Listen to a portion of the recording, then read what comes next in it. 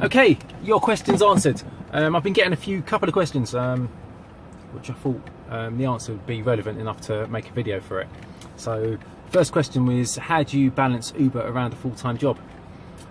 Now, the answer's in the question. It's balance. Balance, you have to look at it holistically. It's going to be between eating well, drinking the right fluids, sleeping, making time for yourself, and making time for your family and friends. So if you can balance that combination, then you're all good. The issue arises, Uber's like a really good video game, or it's like maybe a crack addiction or something. You know, I don't have any experience of having a crack addiction, but I've seen some crackheads and they look well addicted. Yeah, but I can relate to video games.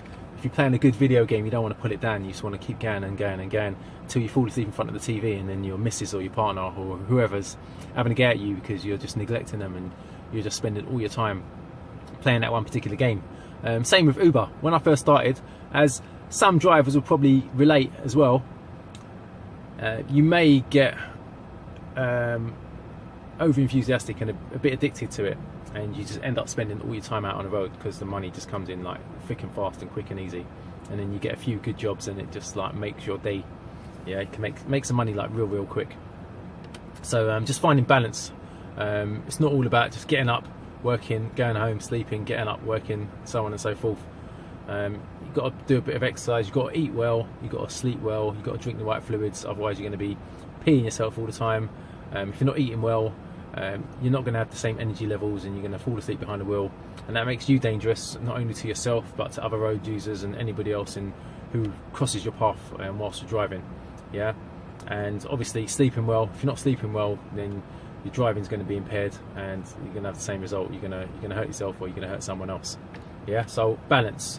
That's the name of the game. And yeah, have a day off. You know, it's not all about working. I know we all need money and it's nice to have some extra income and so on and so forth, but all in moderation. Yeah, so balance, moderation, they're the two words. That's your answer.